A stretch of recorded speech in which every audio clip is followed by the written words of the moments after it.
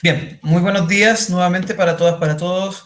Muchas gracias por participar en este conversatorio que nos acompaña pues la profesora Jane Simon, ya la presentaré, el conversatorio Desafío frente a la aprobación del plebiscito constitucional en Chile. Vamos a ver qué sucedió frente a este proceso, ¿no?, político. Esta actividad está en el marco de la cuarta semana anómica de la Facultad de Sociología de la Universidad Santo Tomás, en Colombia. Pues en este momento son las 8:11 a.m. en Colombia y son las 10:11 minutos en Chile, ¿no? La profesora Jane Simon es profesora de la Universidad de Concepción, y es integrante, miembro de la red de politólogas, ¿no?, de Chile. La profesora es PhD en estudios internacionales de la Universidad de Denver, ¿no? Actualmente, pues ya la profesora es, digamos, ¿cómo podríamos decir? Oriunda, originaria de Estados Unidos, ¿no? La profesora es norteamericana, estadounidense más bien, ¿no? Pues Sí. para no ofender a los demás norteamericanos que a veces se sienten excluidos, ¿no? Estadounidense y pues radica en Chile hace ya ¿cuántos años, Jane? 27 años. 27 años en Chile, así que pues ya lleva prácticamente media vida por allí y pues nos conocemos hace muchos años ya, desde Chile, desde el pueblo donde vivíamos, ¿no?, donde yo vivía en Chile, que éramos vecinos prácticamente. Sí. Entonces ya tenemos una amistad bastante larga. Y pues Jane ha visitado Colombia en algunas ocasiones, es autora de múltiples publicaciones, ¿no? Hace poco editó un diccionario muy importante de ciencias políticas, que es un diccionario muy, muy, muy útil, la verdad, que acaba de salir publicado, lo tengo aquí y me ha servido mucho. Le paso el dato a los colegas, diccionario de ciencias políticas, junto con María Inés Picasso y Violeta Montero, ¿no?, del sello editorial de la Universidad de Concepción, dentro de otras múltiples publicaciones de la profesora. Pues sin más, agradecer a todos los que se han conectado, pues que están participando hoy del conversatorio, decirles que la dinámica va a ser que yo le voy a ir preguntando algunas cosas a la profesora, ¿no? Ella me va a ir haciendo, pues, va a ir haciéndonos, digamos, una ilustración sobre la situación que se vivió en Chile, ¿no? Sobre este proceso tan importante. Y yo le iré interviniendo también, iremos manteniendo como un ritmo de conversación y dejaremos un espacio al final para preguntas, ¿no?, para comentarios de parte de ustedes, por si tienen alguna inquietud, algún tema que quieran preguntarle a la profe. Así que, sin más, muchas gracias, Jane, por estar hoy a esta hora conectada desde Chile y pues iniciemos, ¿no? Iniciemos de una vez sobre este tema. Pues yo como primera pregunta, te quería, digamos, que queremos saber cómo inicia todo esto del plebiscito, desde dónde se origina, ¿no? Porque yo estaba fuera de Chile ya en ese año, ¿no?, en el 2011. Pero yo me acuerdo que el 2011 fue como el primer germen de la revolución llamada la revolución de los pingüinos, que se le llamó, ¿no? Entonces no sé si se conecta un poco con todos esos primeros movimientos estudiantiles, si de alguna manera esto empieza a germinar por allí, ¿no? Pues cuéntanos un poquito sobre eso. Ya, perfecto. Muchas gracias, Felipe, por la invitación y muchas gracias a la universidad para organizar. Es sumamente importante de ir aprendiendo uno de otro de las distintas experiencias. Hay muchos elementos, ¿cierto? Chile y nuestros estudiantes o los que vamos movilizando muchas veces van mirando a Colombia. Yo sé también por la experiencia que he tenido en Colombia que también de cierta manera los estudiantes o los movimientos en Colombia también y los gobiernos también de cierta manera van mirando a Chile también en ciertos elementos. Bueno, eso bien como dice Felipe, si queremos entender cómo se logra generar el plebiscito, uno tiene que como volver hacia el pasado. Lo voy a presentarlo como una pincelada de cierta manera y si quieren Y profundizando me dice, pero aquí es importante pensar, ¿cierto?, que Chile volvió a la democracia en 1990 y desde 1990 hasta 2010 gobierna una coalición de centro-izquierda, ¿cierto?, como reemplazando lo que fue la dictadura. Y también es importante recordar que esa transición democrática, aunque muchos están hablando que ahora finalmente estamos en una transición democrática, también se terminó la dictadura con un plebiscito, que fue en 1988. Hay una tradición de plebiscito para hacer transformaciones grandes. A pesar que el sistema político chileno no tiene mucho espacio para consulta ni plebiscito, sino mucho está concentrado en la élite, más que en la ciudadanía y en los partidos políticos a través del Parlamento, etc. Bueno, uno de los hitos, de cierta manera, es en 2006, cuando hay el movimiento Pingüino, que son estudiantes de enseñanza media que se va parando el país en relación al tema de educación y educación de calidad en educación escolar, ¿cierto? Y ese va generando en el tiempo una transformación en una ley orgánica constitucional educacional. Es decir, son 16 años después que se vuelve a la democracia. Y ese va abriendo ciertos espacios a distintos movimientos para ir presionando al gobierno. Y en general, los movimientos han jugado un rol para presionar los cambios que los parlamentarios han quedado de cierta manera. Y ese se va transformando poco a poco el sistema político, no tanto el sistema de partidos, pero de cierta manera se va abriendo oportunidades.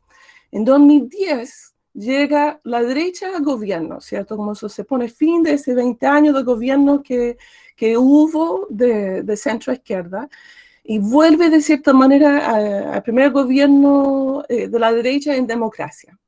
Un año después, en el año 2011, ese que hacía referencia a Felipe, ese movimiento universitario de 2011 que también va transformando, presionando, y en este caso tiene que ver con la educación superior. Y acá que yo destacaría es una transformación de discursos. Antes nadie hablaba del derecho de la educación superior, ¿cierto? Y ese se va abriendo que podemos pensar la educación superior no como un lujo para la élite, sino un derecho para toda la ciudad y ir avanzando hacia gratuidad en la educación y se va generando también una transformación. Que es importante notar, y yo creo que eso es común en el caso de Colombia también, que nuestro sistema es mixto, ¿cierto? Tenemos universidades estatales, pero también tenemos una presencia importante de universidades privadas y eso se va generando una dinámica dentro de la sociedad o dentro de, yo diría, la élite como diferente. Ese se va abriendo y después en las elecciones presidenciales de 2013, surge el movimiento de marca AC, muy relacionado con el movimiento universitario, porque con el movimiento universitario surgen nuevas figuras de la política que después van a llegar, ¿cierto?, al Congreso, pero marca AC justo toma como ejemplo el movimiento que se hizo en Colombia en los años 90, ¿cierto? De marcar el voto con AC de Asamblea Constituyente y va surgiendo esa demanda de una Asamblea Constituyente, no desde los partidos políticos, sino desde figuras políticas que han ido dejando los partidos por su rigidez de cierta manera y incorporando o liderando especialmente nuevos movimientos políticos que surgen desde especialmente el movimiento universitario que es bastante organizado en Chile. O sea, a partir de eso, en 2015 llegan 4 dirigentes universitarios ya profesionales al Congreso y se va generando cierta apertura y cierta transformación en la manera que se va pensando la política y la dinámica. También llega de nuevo el gobierno de centro-izquierda con Michelle Bachelet y en eso empiezan a transformar una serie de temas.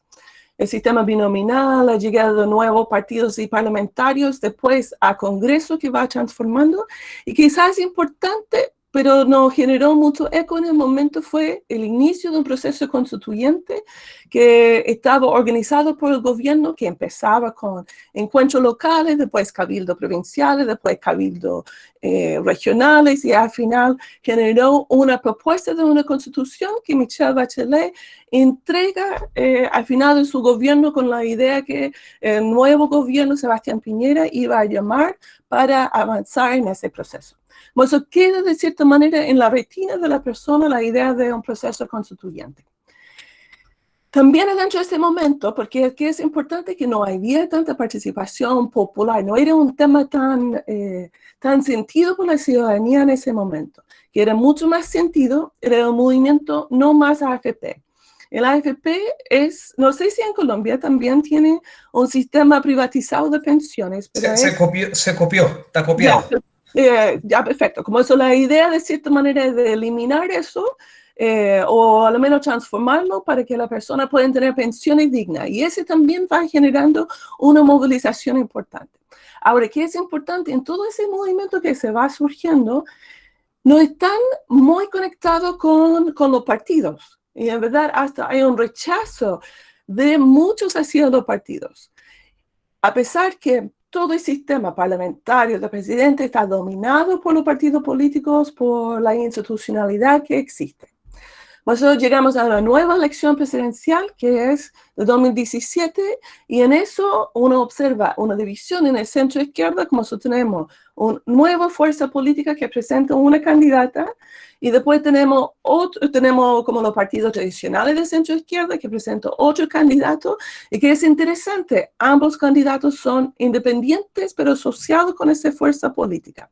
Al final gana la candidata de la derecha, que es el expresidente Sebastián Piñera, ahora gobernando el país. Como de cierta manera hay como una disfuncionalidad relacionada con la relación de los partidos. No lo voy a profundizar tanto en eso, pero que se observa en ya casi 30 años de la vuelta a la democracia, la desconexión de los partidos políticos con la sociedad. Y después en 2018, que yo imagino que también han escuchado, emerge el movimiento feminista de 2018, ¿cierto? Y yo imagino que he visto, ¿cierto? El patriarcado es un juez, ¿cierto? Que surge, ¿cierto? 2018, 2019, pero de nuevo se va transformando los discursos que existen en relación al poder. Hay como, se va presionando, yo diría eso, hay como una presión que se va emergiendo y esa presión está independiente de los partidos. Como eso, en eso vemos que los partidos van perdiendo su relevancia y solamente van reaccionando a esas demandas que vienen de distintos movimientos. También en todo ese momento, especialmente en los últimos 20 años, hay el movimiento mapuche que también se ha ido fortaleciendo y va criticando, ¿cierto?, al gobierno y el gobierno va reprimiendo y hay una criminalización del movimiento mapuche. O sea, también, cuando llegamos al estallido social, en el 18 de octubre, ¿cierto?, hace un año atrás, todas esas fuerzas, de cierta manera, se va...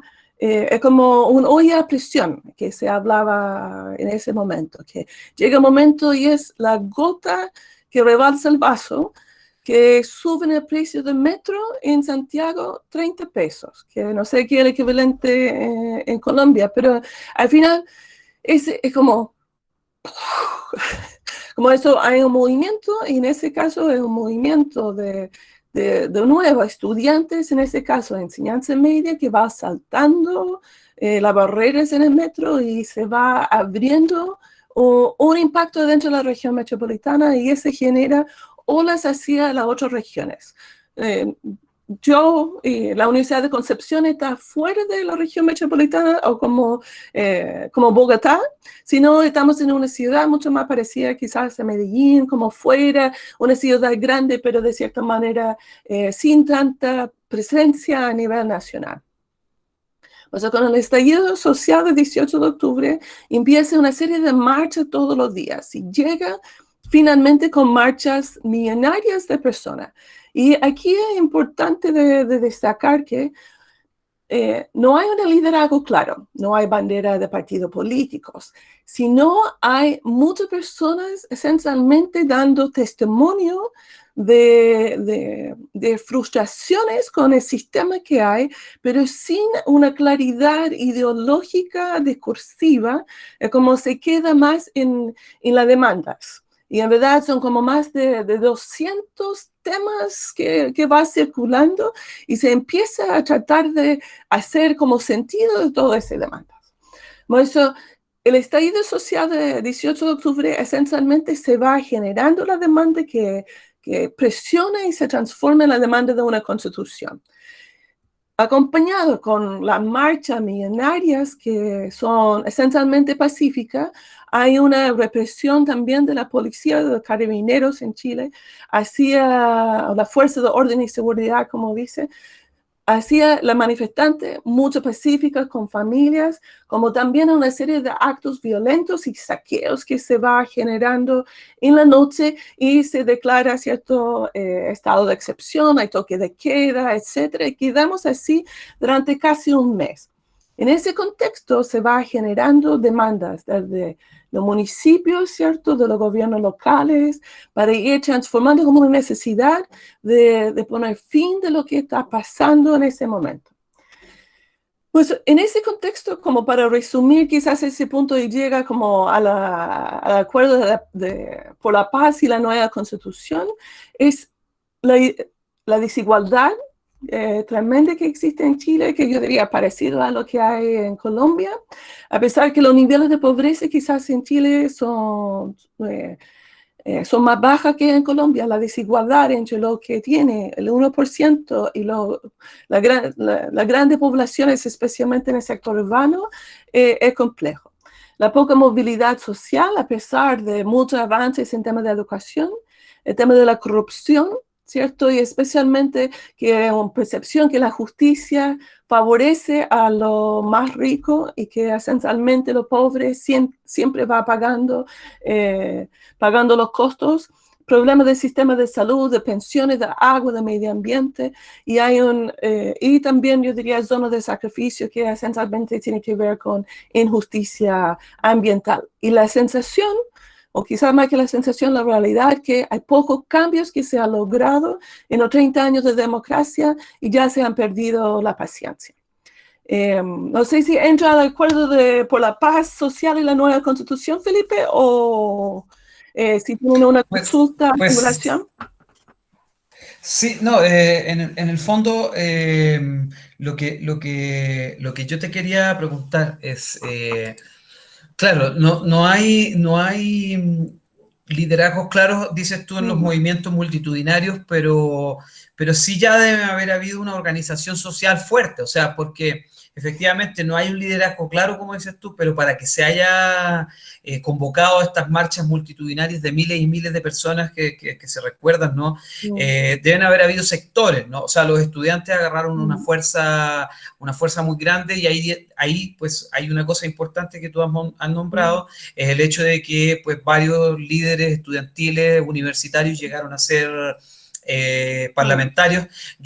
Esto más o menos está en la misma sintonía de lo que viene sucediendo en España, ¿no? Con el 15M. No sé si está, digamos, más o menos en la misma sintonía, porque digamos que el Podemos, el movimiento Podemos surge también de estos líderes que son profesores universitarios, muchos de ellos, como Monedero, ¿no? Como el mismo, ¿cómo se llama el actual, el que ejerce como vicepresidente, ¿no?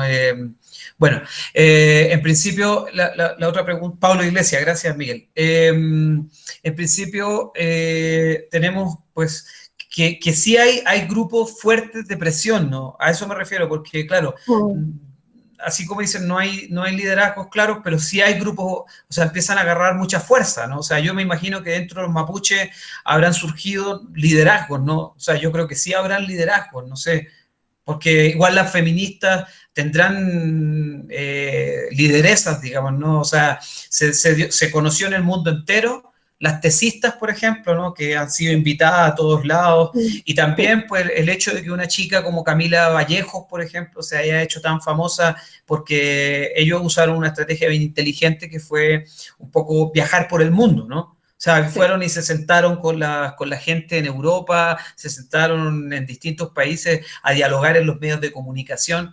Entonces yo creo que esa visibilidad que también adquirieron algunas personalidades o algunos líderes crearon también mayor fuerza, porque pues todo lo que tú dices me produce una sensación bien encontrada, porque yo vivo en Colombia hace ya bastantes años, hace 6 años más o menos, ¿no? Y todas estas situaciones que enfrenta Chile, es decir, corrupción, justicia que favorece a los pobres, pensión, agua, todo exactamente lo mismo, acá es multiplicado por 100. ¿Sí? O sea, si en Chile la desigualdad es como tú la describes, acá es por 100. Aquí la cosa ya es desmedida, aquí la cosa es, espérame, aquí la cosa es morbosa, tiene un grado ya de descaro en muchos sentidos. Entonces, aquí la gente como que de repente prende, digamos como que la mecha se enciende y cuando está en la mitad se apaga, ¿no? Entonces, no sabemos realmente si va a llegar a ser al punto de lo que está pasando en Chile, donde los grupos, por ejemplo, sociales, pues movimientos sociales se mantienen fuertes. La lucha mapuche, los mapuches pues están dando la pelea allí, ¿no? Y han surgido grandes liderazgos. Entonces yo te pregunto por eso, porque como me pareciera que igual esto tiene hasta cierto punto un grado de organización, ¿no? Un grado de organización que a lo mejor pues aquí en Colombia cuesta, porque, por ejemplo, Colombia es un país de 50 millones de habitantes con muchas dificultades geográficas, y Chile, pues a lo mejor la misma, la distribución del territorio permite a lo mejor una mayor organización, porque, pues, por otro lado, acá sabemos que en Colombia hay una violencia desmedida y una amenaza permanente hacia los líderes sociales. Tú bien sabes que acá matan todos los días líderes sociales, entonces la gente que defiende derechos humanos, que defiende la naturaleza, la tierra, la matan, ¿no? Entonces, claro, aquí hay una restricción al movimiento social, ¿no? Hay una restricción que está atravesada por la muerte. Sí. Entonces, pues, porque pues la corrupción es una cosa aquí que ya desborda, ¿no?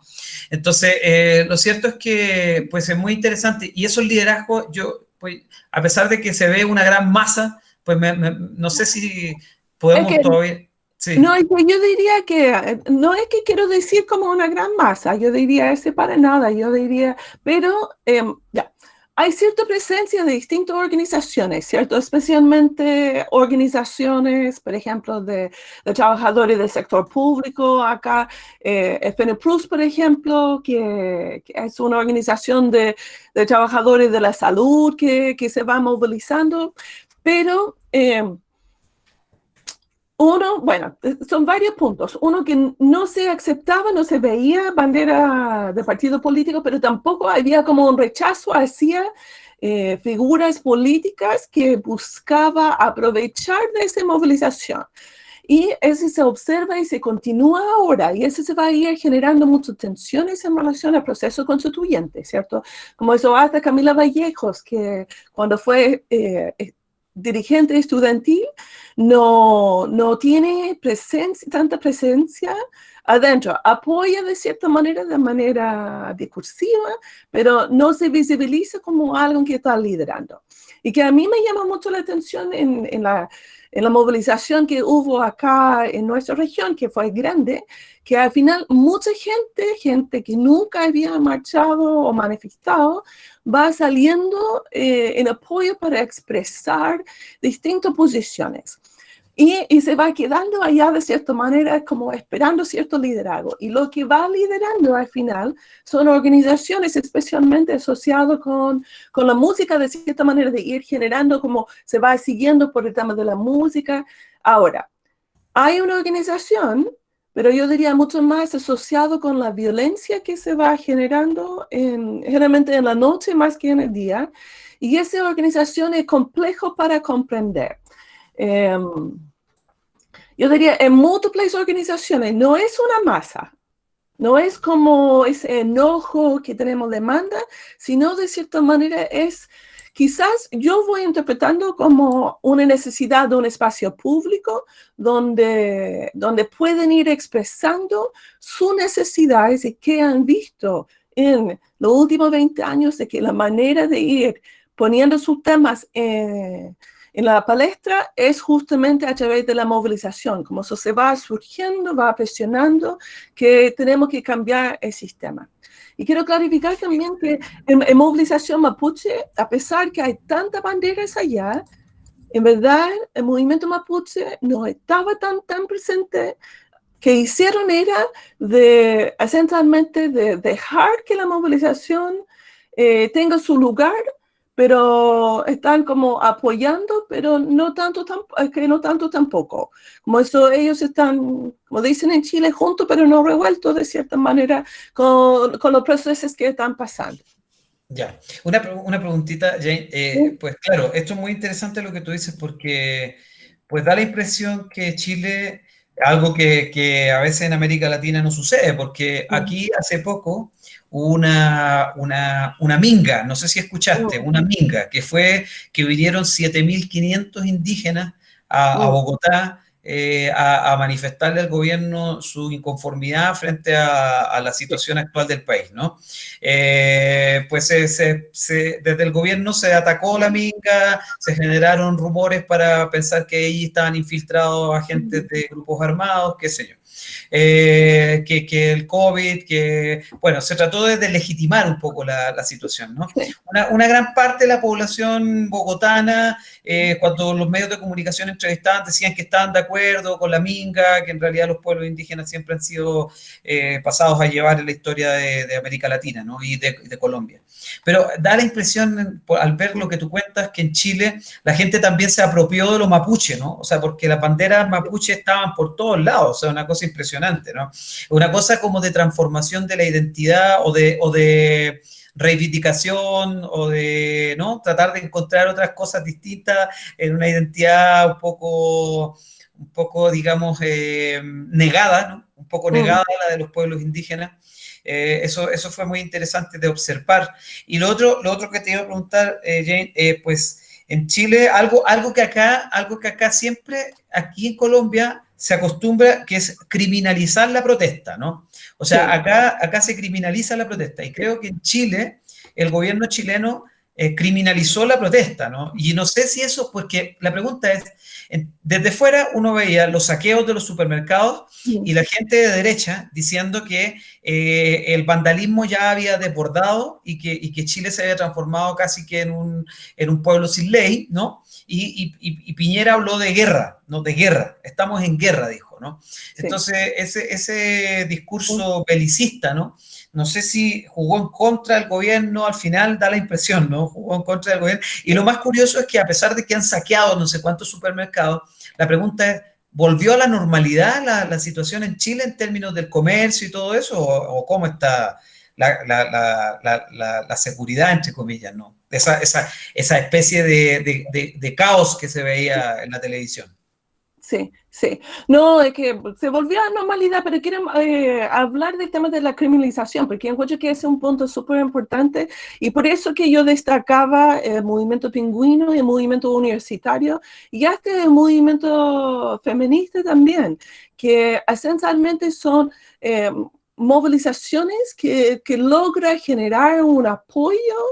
eh, Casi transversal de la sociedad y en la opinión pública, como eso, ese se va presionando y que se va observando justamente en la marcha millonaria es el hecho que bajan gente de los sectores más acomodados y ese que viene de los mismos sectores de gobierno va presionando, ¿cierto? Que tiene que ir transformando. Como eso, no se logra criminalizar en la mente de la gente la movilización, porque casi todo el mundo escucha y se siente eco en la demanda de las personas. Es que en verdad, si uno salía, yo lo podía mandar, yo no quise hacer como una presentación, pero lo puedo mandar como, saqué un montón de fotos y al final... muchas personas de clase media, trabajador, que ha hecho todo lo que tiene que hacer de cierta manera según el sistema neoliberal y al final, ¿cierto? Una enfermedad, cáncer que me impactó mucho, ¿cierto? Cáncer de su hijo y al final se genera un gasto tan tremendo dentro de la familia que va transformando todos los planes que tiene. Y yo diría que COVID-19 de cierta manera va generando esa presión también. Como esto se va generando ese llegado a la gran mayoría de las personas y el gobierno no logra criminalizar. hace un esfuerzo, ¿cierto? Hay guerra, va visibilizando los saqueos y todo eso, pero en general tiene mucho cariño hacia la gente que está movilizando. Y además que juega un rol que es la primera línea de cierta manera, que es una combinación, de cierta manera, yo diría como jóvenes, muchas veces antes considerados delincuentes como ¿cierto? El enemigo de la persona que trabaja, se transforman en las manifestaciones como protectores de las personas que van marchando frente a los carabineros. Como eso, uno ve en ese periodo una baja en la popularidad que ha sido también asociado con la corrupción dentro de los carabineros. Y después también, yo imagino que han visto, ¿cierto?, todas las personas que han perdido el ojo, la violencia desde los carabineros a manifestantes pacíficos, va generando mayor rechazo, como si el gobierno se encuentra en una posición que no sabe qué hacer, ¿cierto? No sabe cómo transformar la situación. Y en ese caso surgen especialmente alcaldes de manera transversal, políticamente, y son ellos que dicen vamos a hacer un plebiscito. Vamos a hacer un plebiscito del proceso constituyente, de cierta manera, que debe, como eso, en relación como buscando encontrar una manera de salir de ese caso. Y al final, esa presión parece genera también una presión desde los parlamentarios, etcétera. Y al final, los parlamentarios deciden que más que solamente hacer un plebiscito a nivel local, que no sería vinculante, lo hacen finalmente, si no va a ser mejor hacemos un plebiscito sobre el proceso constituyente. Como eso, arman lo que se llama el Acuerdo por la Paz Social y la nueva Constitución, que surge, ¿cierto?, con estas nuevas figuras que están adentro del Parlamento ahora. Nosotros tenemos los 4 dirigentes que se mantienen y con el cambio del sistema binominal se va abriendo a nueva fuerza política. Y aunque hay toda una tensión allá, pero se va como abriendo ciertos espacios, hasta la derecha también va afirmando, aunque hay una cierta resistencia hacia el acuerdo y se abre, se fija, ¿cierto?, un calendario para el proceso constituyente, donde se iba a hacer un plebiscito de entrada en abril, se fue postergado por el tema de COVID-19, por eso que se hizo en octubre, y después viene la elección de constituyente, ahora que se aprobó, quien van a trabajar, y después va a haber otro plebiscito de apruebo o rechazo. Pero quiero destacar cuando hablamos del tema de la criminalización, no la criminalización, como el tema de saqueos, que fue muy interesante, Felipe, bueno, en Colombia también. Fue cierto final de octubre, pero ya a final de noviembre se empiezan a bajar justamente para que las personas puedan ir a comprar las cosas que necesitan para Navidad, etc. Como eso siempre, yo diría, hay un aprendizaje que han tenido los movimientos en el sentido de ir respetando ciertos tiempos que son importantes, como hasta qué punto uno debe movilizar y qué punto no. Y eso es donde va a haber el tema de la organización. Pero yo tengo la sensación que la organización es principalmente a través de redes sociales y que generó un apoyo mucho más grande que pensaron. Pero como hay mucho, no masa, pero que va respondiendo a la demanda esencialmente de movimiento, pero yo no creo que está controlado por las organizaciones, sino de cierta manera las organizaciones van generando ciertos ritmos, como autorizando quizás, pero esa parte no he analizado tanto. Ya. Interesante eso. Sí, es interesante, pues obviamente se da en un periodo de tiempo muy corto, ¿no? Y empieza a generar ahí una serie de dinámicas que pues tender todo el movimiento al mismo tiempo, pues que se dieron muchas cosas simultáneas. Sí, se dieron muchas cosas simultáneas y eso es lo interesante, ¿no? Como además la visibilidad internacional, porque estas, por ejemplo, ¿cómo se llaman? Estas coreografías de las tesistas, pues las hacían acá, ¿no? Las hacían aquí en Bogotá, las hacían en las universidades. Yo estuve viendo algunas de ellas ahí en la Universidad Nacional. Creo que es como una especie de, atisbo, llamémosle así, de movimiento latinoamericano en muchos sentidos, ¿no? Que se está produciendo, porque aquí está como en latencia, pero yo siento que también hay muchas ganas de transformación, ¿no? Hay miedos, como te decía, ¿no? Hay miedos, pero porque, claro, se están cayendo algunas instituciones, ¿no? O sea, los partidos políticos están en una crisis porque pues el recambio no se ve, las mismas caras en Chile a mí me sorprende, yo llevo no sé cuántos años fuera de Chile y todavía veo a los mismos dinosaurios ahí en la política, igual que acá, o sea, acá los políticos son los hijos de los hijos de los hijos de los hijos y son los dueños de medio país y en una época el narcotráfico y el paramilitarismo estaba metido en el parlamento, o sea, una cosa surrealista, ¿no? La mitad de los parlamentarios vinculados al crimen y a la corrupción, aquí la mitad de los si es que me quedo corto, con la mitad de los parlamentarios enredados con temas raros, ¿no? Hasta con enredos con la policía, ¿no? Aquí hubo una cosa que sorprende mucho, que fue un escándalo de corrupción que se llamó la Comunidad del Anillo, y habían parlamentarios enredados con policías donde había comercio sexual y explotación sexual de los mismos cadetes de la policía, ¿no? Entonces, claro, es muy interesante este fenómeno de deslegitimación de algunas instituciones también, ¿no? Eso ha generado un malestar, porque yo me acuerdo, yo siempre, pues, desafortunadamente me perdí este momento en Chile, estando fuera, pero yo como que de alguna manera yo creo que muchos chilenos añorábamos este momento, ¿no? Porque yo recuerdo una cosa que a mí siempre me molestaba, y es que el chileno un poco le pasa aquí al colombiano, ¿no? A veces se deja pasar a llevar. Sí, o sea, en el sentido de que la autoridad es como cualquiera que más o menos se crea un poquito superior, ya puede mandar, ¿no? Y la gente agachaba la cabeza muchas veces, ¿no? En Chile, el guardia del banco le decía a alguien, vaya, y la gente no hacía nada, no se quedan todos calladitos, así como esa especie de sumisión, llamémosle, ¿no? Frente por haber vivido una dictadura de tantos años en Chile, ¿no? Y acá por el miedo que existe también a no saber con quién tú estabas hablando. Entonces, eso a mí me llama mucho la atención, el cómo la gente en el fondo ya no se conforma, ¿no? Ya no se conforma. Y otra cosa que te quería preguntar, que es muy importante, Jane, porque pues acá uno de los grandes factores de resistencia que hay, hablando de grupos de presión, de grupos de tensiones políticas que hay, en Colombia es el uribismo. El uribismo, o sea, Sí.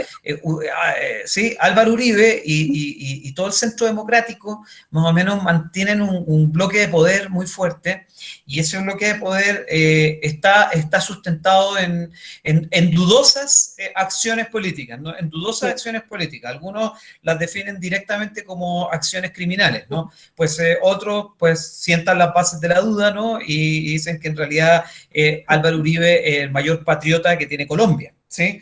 Y en Chile me ha llamado la atención que has resurgido en este momento el pinochetismo también, ¿no? O sea, no sé cómo lo ves. O sea, yo por lo menos, dentro de los contactos que tengo con gente en el país, hay algunos que decían en ese momento, se necesita un Pinochet para que ponga orden a esto, más o menos, ¿no? Entonces, yo no sé, pues la derecha ahora, ¿en qué momento, cómo se encuentra la derecha en Chile en este preciso instante, digamos, ¿no? Pues, ¿cómo es la legitimación que tiene el presidente? Porque a pesar de que acá hay un sector de derecha fuerte, la legitimidad del presidente Duque es muy baja, ¿no? Aquí en Colombia. Y eso presenta una oportunidad interesante, pues, para la izquierda o la centroizquierda, ¿no? Como lo que está pasando en Chile. Es que puede ser, pero yo diría que parte del problema tiene que ver con los partidos también. Pero que dijiste varios puntos y quiero destacar un punto que podría ser interesante también en relación a las tesistas. Es que yo diría el tema de la estética, es que por qué ese genera tanto eco, tiene que ver con la estética, ¿cierto? Como ese mensaje es un mensaje claro, pero también que se va replicando, no solamente en español, pero en Turquía, en distintos lugares, ¿cierto? Se va replicando, como eso se hace, es estética, como eso es fácil de tomar, de replicar de cierta manera, tiene un mensaje súper claro y hace eco, y que es muy interesante que para mí, Y yo imagino que en Colombia también que personas o mujeres 50, 60, 70 años que de cierta manera también hemos agachado nuestra cabeza pensando que no se puede cambiar, también afuera haciendo, ¿cierto?, la coreografía que uno difícil podía haber imaginado eso hace 5 años atrás. Como eso también se va transformando y se va legitimando ese de no ser sumisiva de cierta manera. Y ese en toda estructura de poder. Yo diría que hay un cuestionamiento y se ha ido generando transformaciones poco a poco. Sí, yo diría como de manera incremental, que no es una grande imagen de un otro sistema que queremos instalar, sino es de ir transformando, yo diría, microagresiones, prácticas más pequeñas, de ir transformando y que uno se siente que tiene cierto respaldo de otros colegas, por ejemplo, otros compañeros, etcétera, que uno no está solo. Y ese quizás también que va generando ese movimiento millonario, ¿cierto? O marcha, más que nada, y alegría de cierta manera también. Me llama mucho la atención, no era como gente enojado, sino es como el poder está en nuestras manos. Como eso está muy conectados con eso. Y con la derecha, de cierta manera, como ese repertorio como se vuelve, y ese siempre se observa en Estados Unidos, como estoy mirando ahora, como ese sistema, si uno mira en Estados Unidos también el tema de las marchas en contra de la violencia policial, también algunos canales de televisión, la única cosa que mostraban, ¿cierto?, era el saqueo, la violencia, ¿cierto? Mientras que otros van mostrando otras imágenes. Y en la noticia, especialmente al inicio del 18 de octubre, y quizás después podemos dar palabra a algunos de los chilenas, estudiantes que están acá para también que den su impresión. Al inicio, los medios enfatizaban la violencia de las marchas, pero poco a poco, debido a una presión también desde las redes sociales, etcétera, iban cambiando su discurso y empezaron a abrir a los programas de televisión dirigentes, alcaldes, hablando esencialmente de los distintos temas que van enfrentando. O sea, eso también jugó un rol también para legitimar, de ponerlo dentro de espacios públicos y que no sea una cosa de derecha versus izquierda, pero sí, queda como una parte allá que es bien importante. Ah, perfecto, perfecto. Pues bien, para no, porque todo esto son las variables que se conjugan, ¿no? O sea, es una cosa, pues, yo siempre digo, pues, en el fondo, aquí han habido protestas grandes, ¿no? Pues han habido marchas, ahora el COVID como que bloqueó un poco todo el movimiento. Porque pues también hay una lucha fuerte por la educación pública, igual que en Chile, Colombia tiene ese modelo mixto, aquí hay universidades públicas y universidades privadas, ¿no? Pero las universidades públicas se han ido transformando un poco más en privadas, ¿no? Porque han ido subiendo sus precios, cada vez más difícil acceder. Entonces a la gran mayoría de las familias, inclusive a las familias más humildes, les cuesta entrar a las universidades públicas. Es una cosa un poco contradictoria. Pero pues este es un país muy grande, este es un país lleno de contradicciones y donde pues la gente se ve enfrentada a muchas confusiones también, porque hay mucha manipulación de parte de los políticos, hay muchas falsas promesas, como dijéramos, ¿no?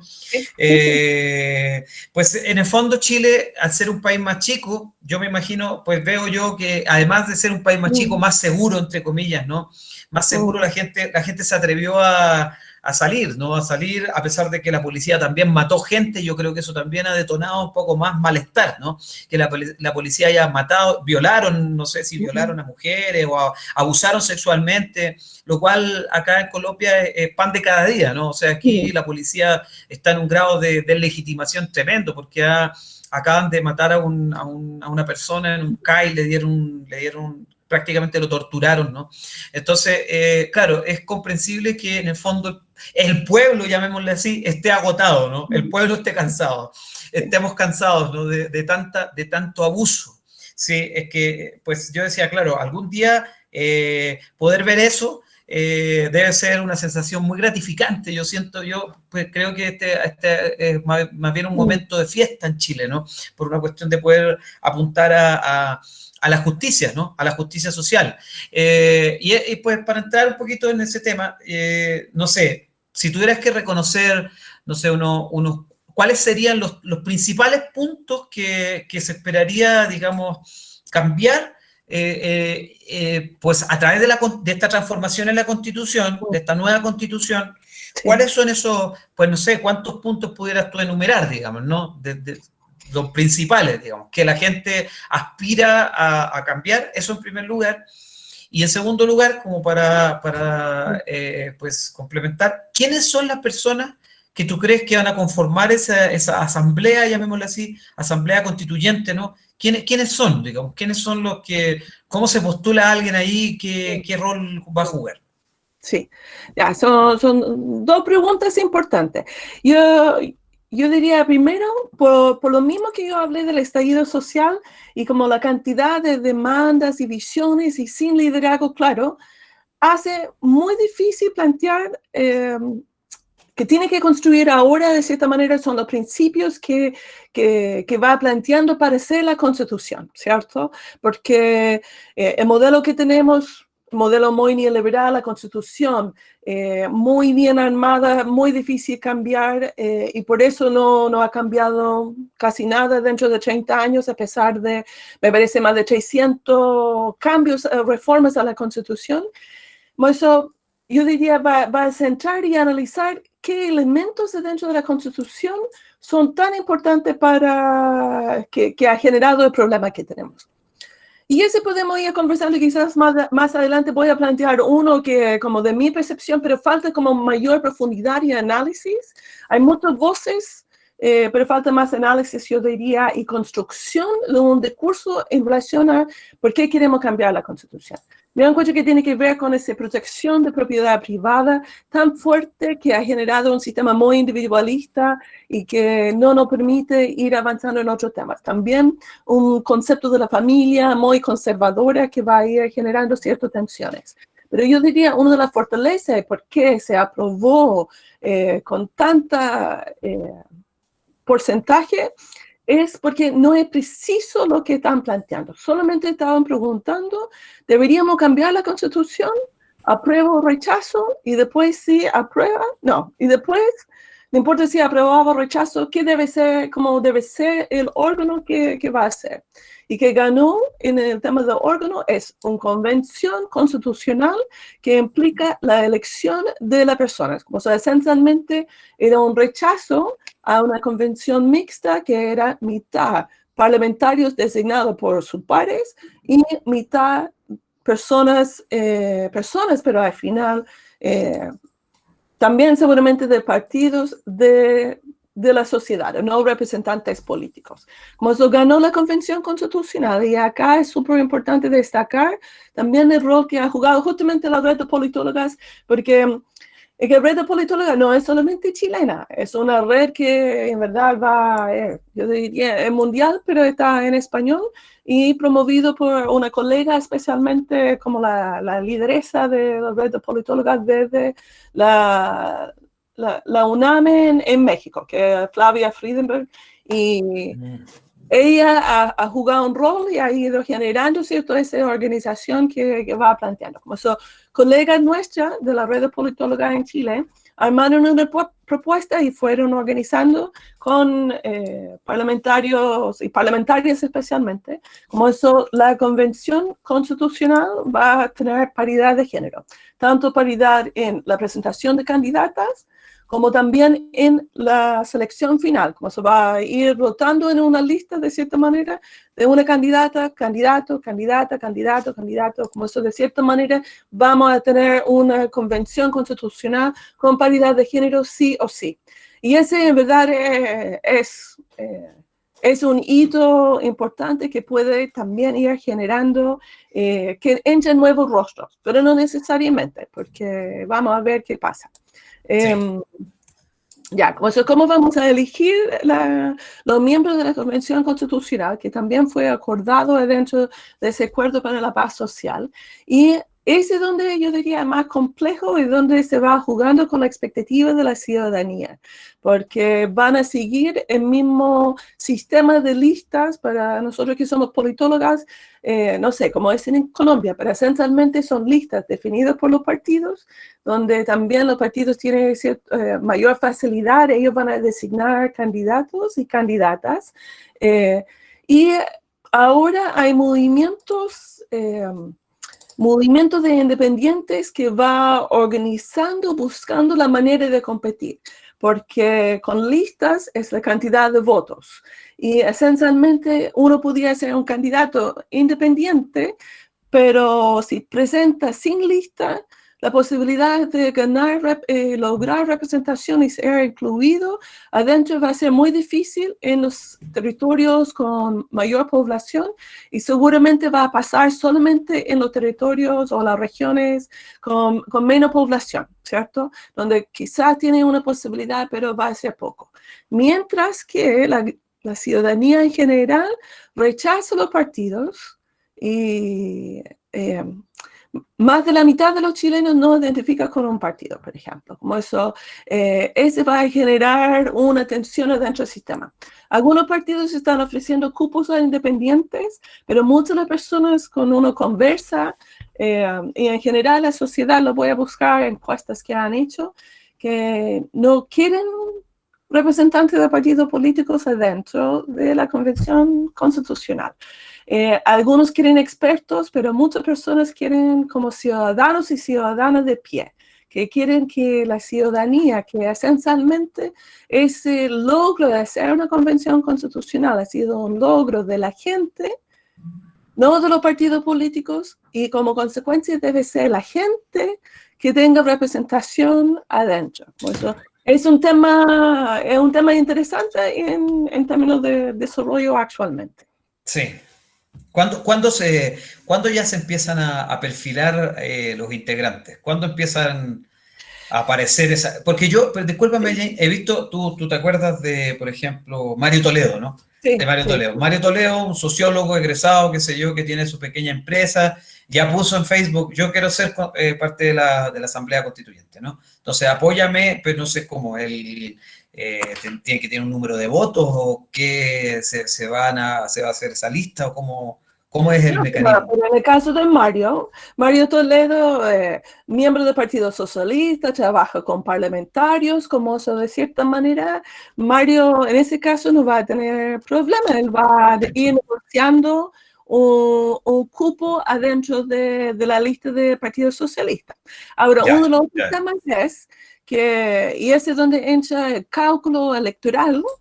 Si recuerdo, yo comenté que fue elegido Sebastián Piñera por un lado porque hay una división entre la nueva fuerza de centro izquierda, que son un poquito más a la izquierda, y la centro izquierda más tradicional, que esencialmente mantuvo el sistema buscando generar cambios adentro de lo posible, ¿cierto? Pero esencialmente la ciudadanía percibe, parecido a lo que la situación de Colombia, que han sido ellos quienes han aprovechado del sistema, que los beneficios se han logrado los representantes de los partidos y al final es el pueblo, la gente normal, la clase media que sigue trabajando, que no han logrado, que esencialmente ha pagado los costos de lo que está pasando. Sí. No es claro si va a unir las dos fuerzas de centro izquierda, están como negociando. Nosotros tenemos esencialmente Chile, vuelve a los 3/3, que fue uno de los factores que incidió en el golpe, ¿cierto?, de 1963, ¿cierto? Como si tenemos la derecha que es bastante unida, tenemos un centro que sería la partido tradicional del centro izquierda y después tenemos las nuevas fuerzas. Pero también que ha cambiado en Chile, es donde en ciencia política tenemos como mapa de valores, los clivajes o las divisiones ha cambiado. Si uno mira a las generaciones, como las generaciones de, yo diría, mayores de 50, El tema dictadura, democracia sigue siendo como la división importante, pero para la gente joven son otros temas, tienen que ver con valores, tiene que ver medio ambiente, diversidad, derechos de diversidad sexual, derechos de las mujeres, ¿cierto? Como son, todo ese tema, y yo diría, falta mucha conversación y mucho debate que se va emergiendo ahora. Y ese quiero destacar también en el proceso antes del plebiscito, había, por el tema de COVID-19, a través de reunión Zoom, etcétera, pero una cantidad de conversatorios en relación a distintos temas de medio ambiente, territorio, pueblos indígenas, derechos de la mujer, etcétera.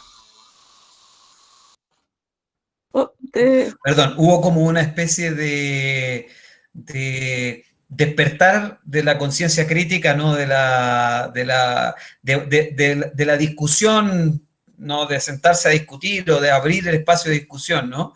Eh, pues algo parecido está pasando en ciertos sectores de la población colombiana, ¿no? Algo parecido, ¿no? Lo cierto es que pues todavía toca llegar a la fibra de mucha gente, yo creo, acá en esta sociedad, para que realmente se destape, ¿no? Se destape la cañería, ¿no? Empieza a fluir el agua, ¿no? Y bueno, ¿y cuáles son ¿cómo se llama esto? Las aspiraciones, ¿no? Podríamos decirlo así, las aspiraciones que se tienen frente a... Y si quieres, con esa pregunta le damos paso a algunos de los que están ahora acompañándonos por si tienen preguntas, ¿no? Sí. Que cuéntanos un poco las aspiraciones que se tienen para Chile, para ese mejor Chile, ¿no? Salir un poco. Puedes contarle a los compañeros, a las compañeras que están un poco ahora escuchando y que son de acá de Colombia, es que esta constitución actual chilena, digamos, pues a pesar de que es una reformulación de todas las constituciones, ¿no? Pero es la última que se escribe en dictadura, ¿no? En el 80, ¿cierto? Entonces, pues es un poco esa la crítica, ¿no? Sí, y hay que pensar también en ese momento, estamos hablando de la Guerra Fría, esa lógica de seguridad, como se de dictadura, seguridad nacional. Yo sé que en Colombia también como tiene como ese peso, pero no tenemos la Constitución de 90 y tanto cuando ustedes aprobaron. O sea, hay una serie de temas, yo diría, especialmente para nosotros que no vivimos en la región metropolitana, el tema de descentralización, el tema de mayor democratización. El sistema como esa constitución de 80 es muy de élite, ¿cierto? Fue escrito por un pequeño grupo de personas y busca como proteger la democracia de las demandas sociales de cierta manera, como eso que se busca es generar, yo diría, mayor horizontalidad dentro de la sociedad y que la ciudadanía o los dirigentes sociales, yo diría, como dirigentes de barrios, tengan una voz.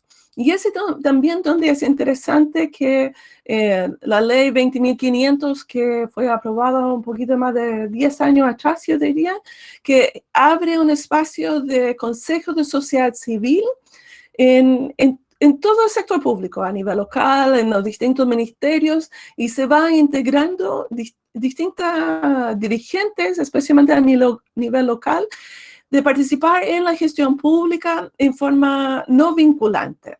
Como eso que visualiza ese proceso es que al final no abre ese espacio de participación, pero solamente podemos comentar y lo mismo de siempre, siguen tomando decisiones. Y como esa frustración y el tema de conocimiento, que pasa muchas cosas que no nos informa hasta que es demasiado tarde. Y ese también es asociado con procesos de evaluación de impacto ambiental.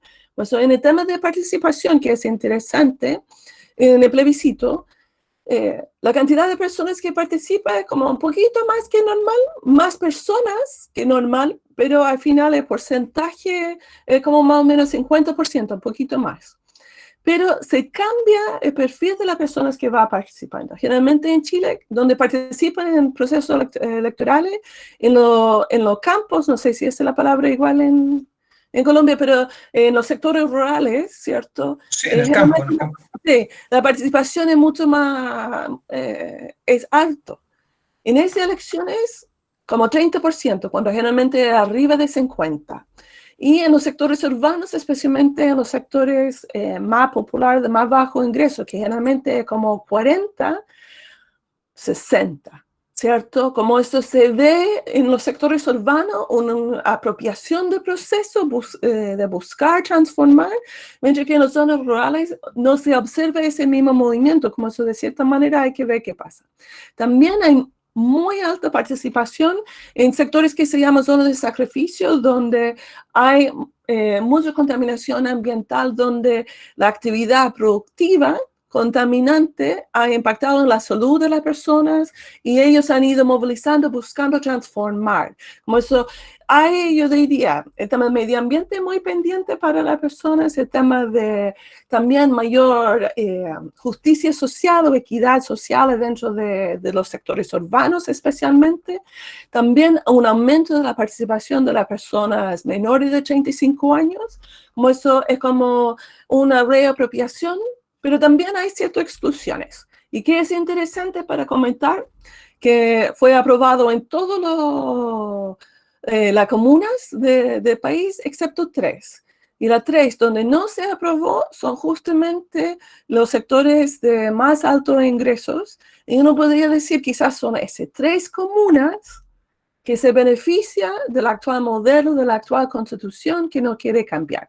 Esa es como una interpretación, mientras que la gran mayoría de las personas apoya el proceso constituyente. Pero se va a entrar en tensiones allá, sí. Claro, pues complementar un poco esto, porque Sí. tú dices, hay 3 comunas que obviamente que son comunas de gente que tiene dinero, que a lo mejor así como están las cosas les gusta, ¿no? Porque esa es una no es que les guste, les conviene, ¿no? Sí, es una de las cosas que aquí en Colombia también sucede, o sea, sabemos que aquí hay mucha gente que no quiere la paz, que no quiere que el conflicto armado pare, que no quiere que el narcotráfico pare, que les conviene que haya disidencia de la FARC, que haya ELN, que haya balaceras por un lado para otro, que les conviene eso, porque ganan dinero a costas del sufrimiento de los demás o de la injusticia de los demás. Eso en todas nuestras repúblicas latinoamericanas sucede, ¿no? O sea, aquí pues la violencia sabemos que sobre todo pues en estas zonas, más que en el cono sur, ¿no? Pero ahora, la pregunta es, ¿qué pasa en Chile? A mí me ha llamado la atención un fenómeno, Jane, y con esta sería mi última pregunta que te hago, ¿no? De algunas personas que me llama la atención que a pesar de venir de estratos medios bajos, ¿no? De ser clases medias bajas, sus familias, ¿no? Hay algunos que les ha ido bien en términos de que han ido a la universidad, han ganado dinero, sí, y de repente están en contra del plebiscito, están en contra de todo esto, como que se pusieron, ¿no? Y como que dicen, no, toda esa gente, Chile se va a volver Venezuela, ¿no? Entonces, el castrochavismo, la típica historia, porque acá, ¿para qué te voy a contar que si Venezuela está al lado, digamos, ¿no? Entonces, una de las pues, ¿cómo se dijera? Consignas, ¿no?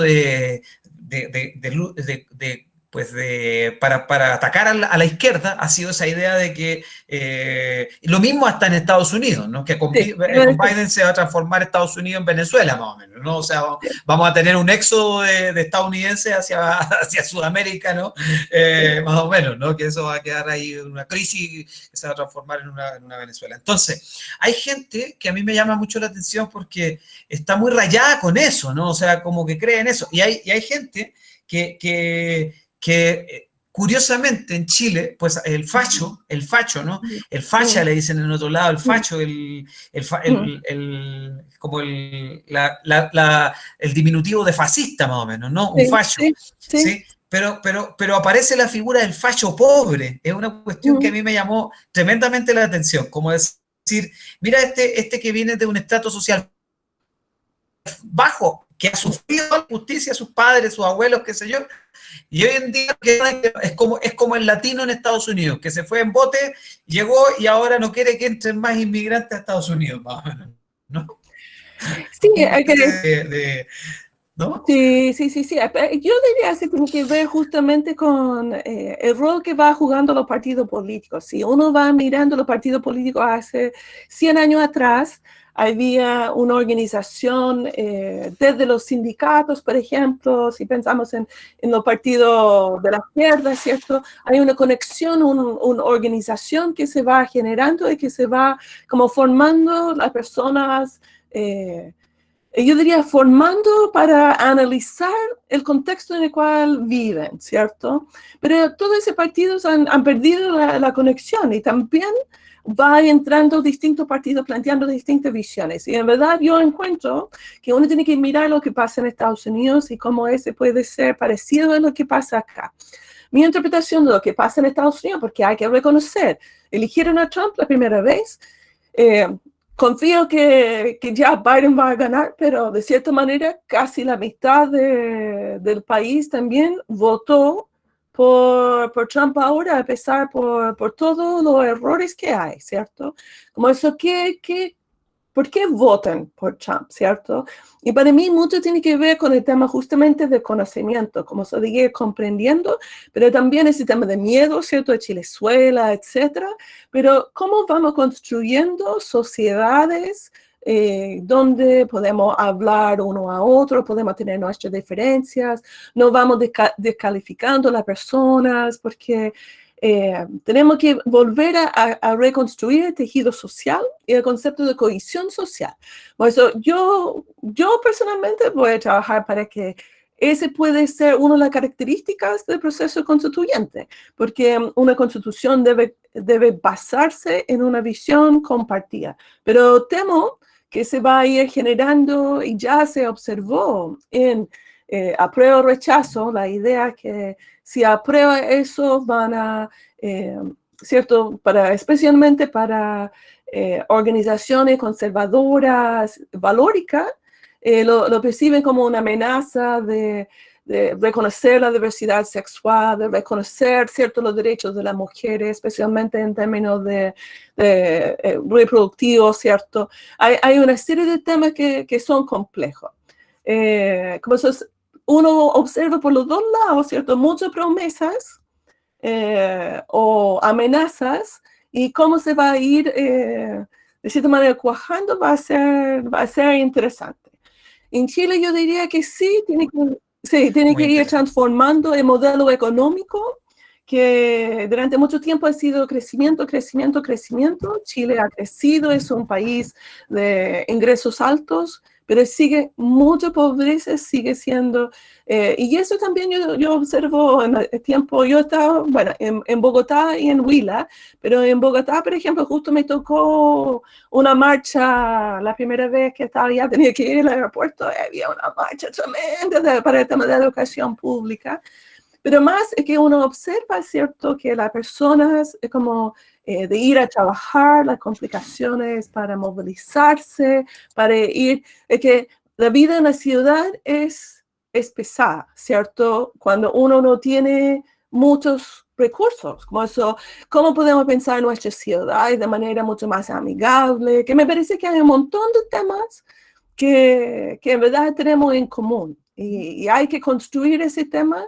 y tenemos que aprender y buscar maneras de ir creciendo, pero que se va respetando los territorios, las personas, las oportunidades. Por eso hay un montón de temas más allá. Pues, no, claro, es una oportunidad también porque yo digo, pues todas estas reflexiones que se están generando en Chile, donde hay una serie pues, esfuerzos, llamémosle así, ¿no? Esfuerzos de distintos sectores por pensarse en la realidad que se está viviendo. Es un momento histórico muy interesante, es una gran oportunidad que tiene el país, ¿no? Es una gran oportunidad de hacer cambios que pues realmente aporten a la calidad de vida de la gente, a la justicia, a la equidad. Pues también tenemos un conflicto, como bien tú decías, la cohesión es un tema importante. Imagínate Chile, que tiene una identidad fuerte, pues mi madre me cuenta como ella siente que igual se ha generado cierto grado de odio en algunos sectores y como resentimientos también. Bueno, el resentimiento ha existido siempre, ¿no? Por lo mismo, por la desigualdad. Ese resentimiento está presente en todos los países, ¿no? De América Latina sobre todo, ¿no?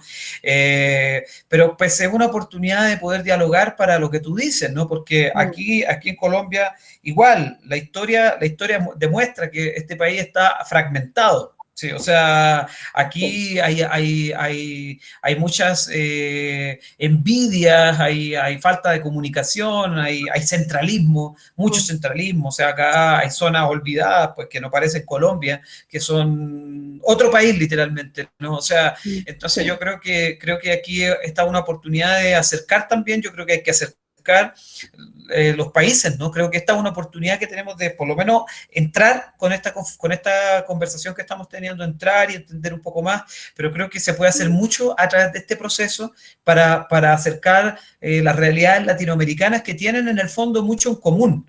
Y creo que lo que está viviendo Chile, que a pesar de que las condiciones estructurales del país en términos de, pues, de seguridad o la población, la cuestión geográfica, marcan un poco la diferencia con Colombia, que Colombia es un territorio mucho más difícil de controlar, ¿no? Difícil de que el Estado llegue a todo el territorio, por lo mismo tiene tanto déficit de modernizaciones, ¿no?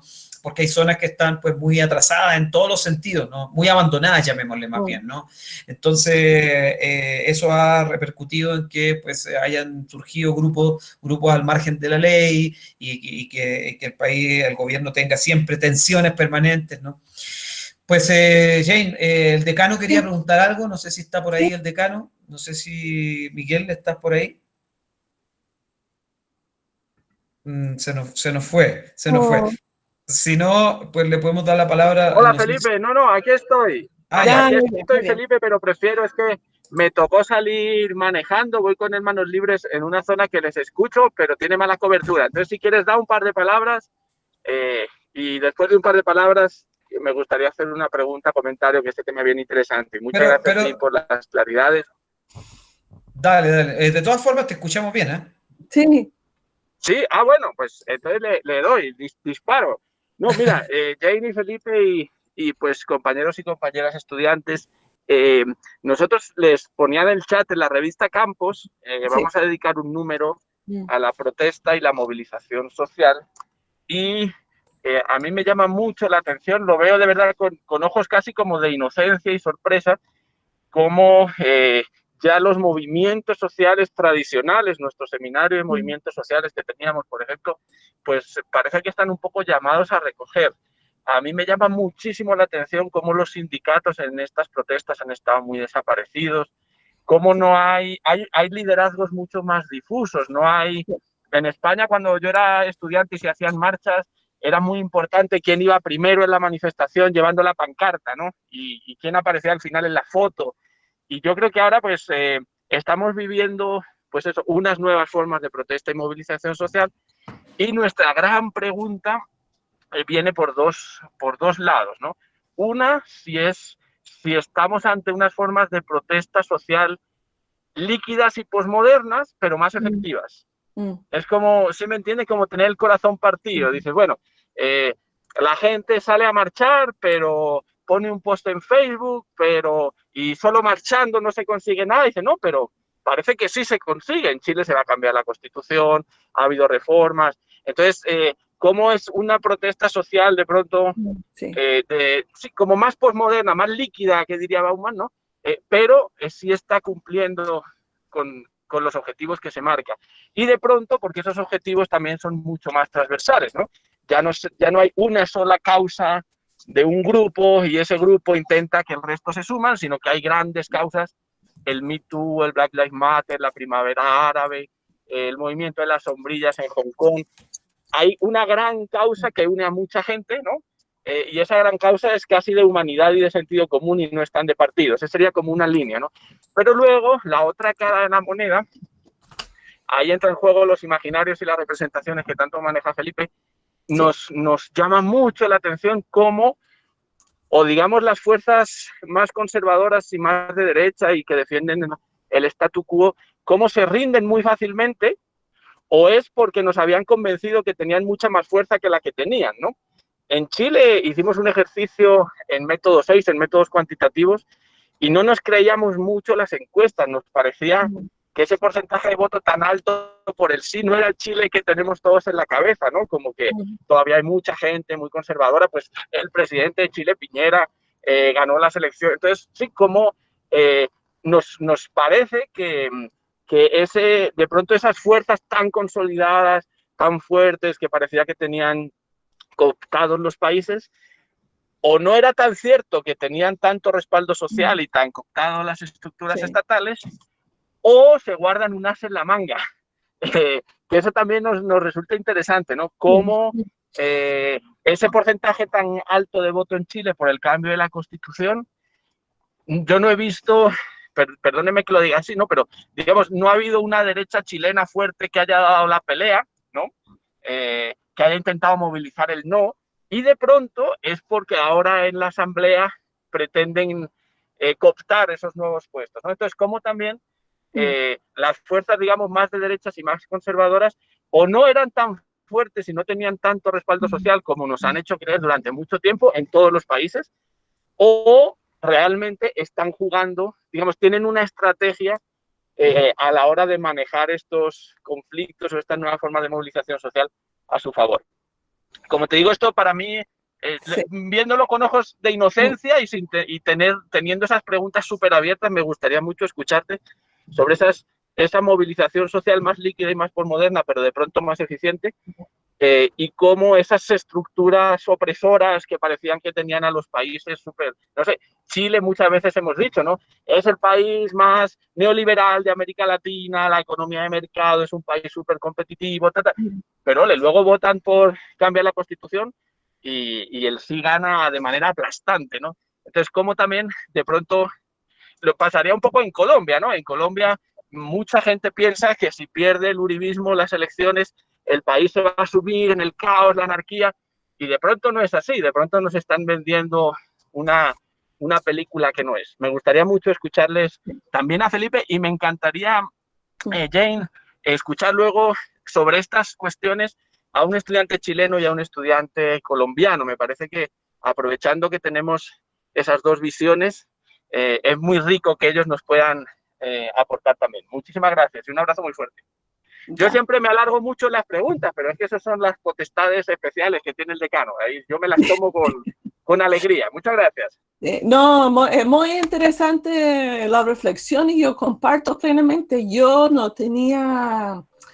Todo el mundo hablaba, ¿cierto?, de una aprobación de como 75, 80%, y no, yo tampoco lo creía. Yo decía, no sé, que Chile es bastante conservadora y cómo podemos comprender por qué se abre hacia la Constitución. Yo diría es un reflejo que deben haber cambiado hace tiempo. El modelo en verdad no está funcionando como modelo económico, quedó como muy pegado y hasta el sector privado va observando que necesitamos hacer ciertos cambios.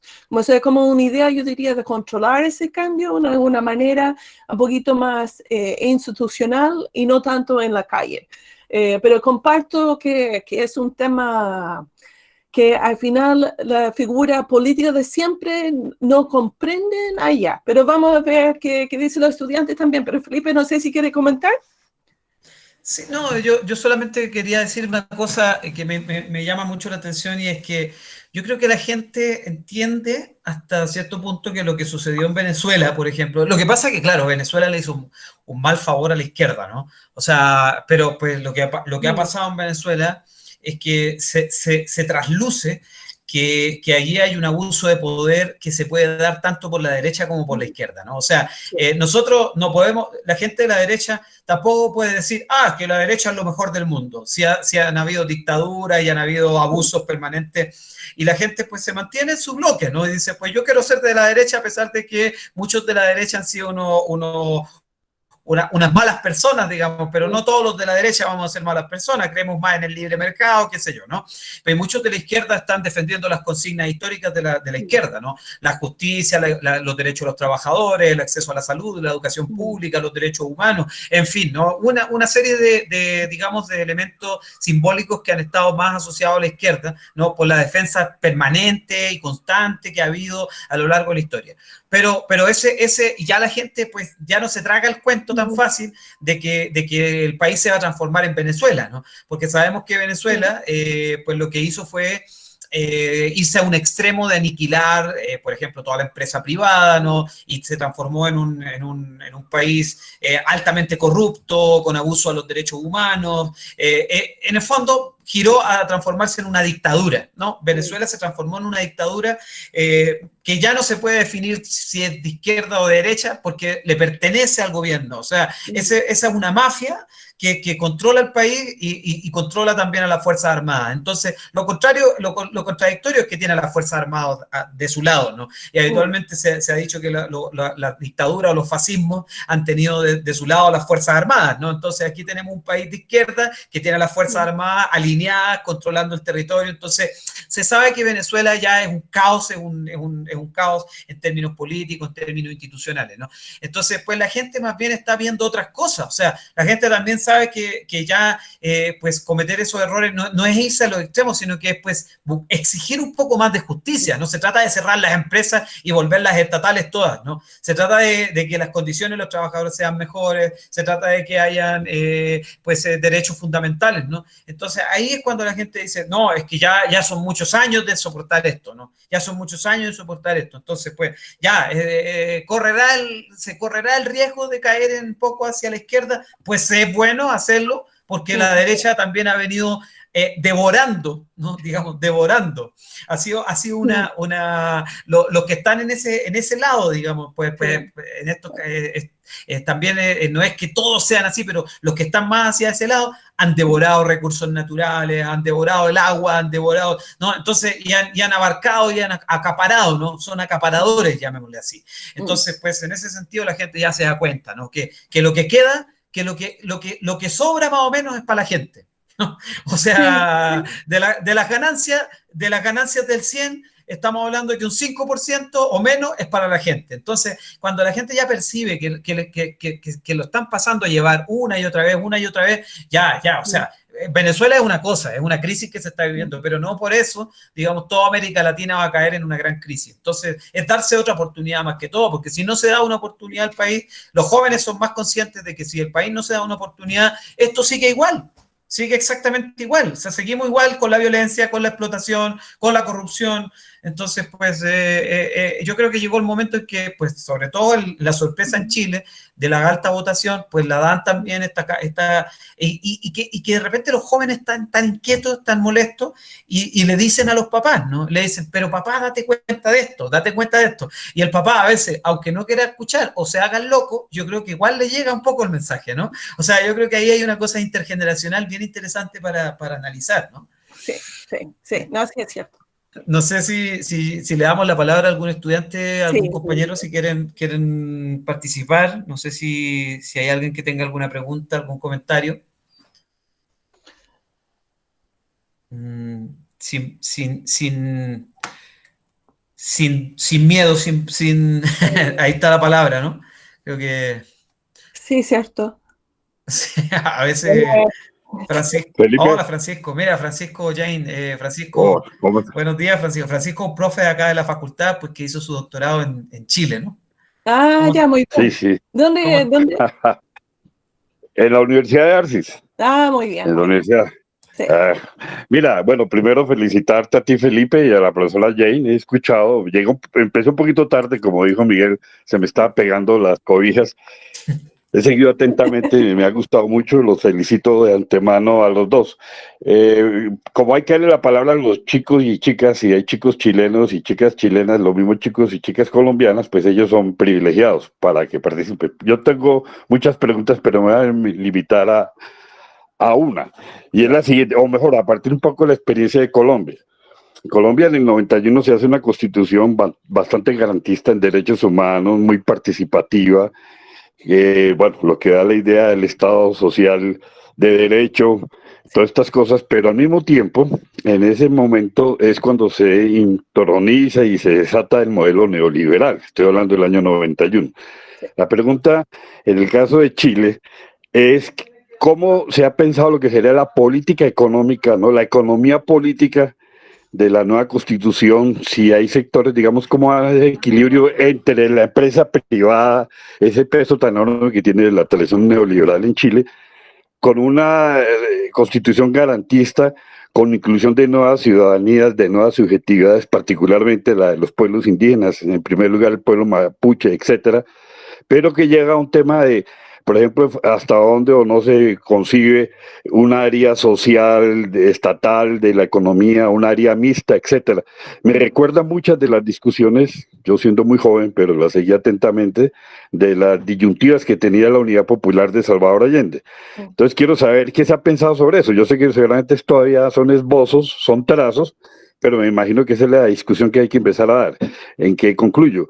¿Cuál es el modelo económico, la estructura económica?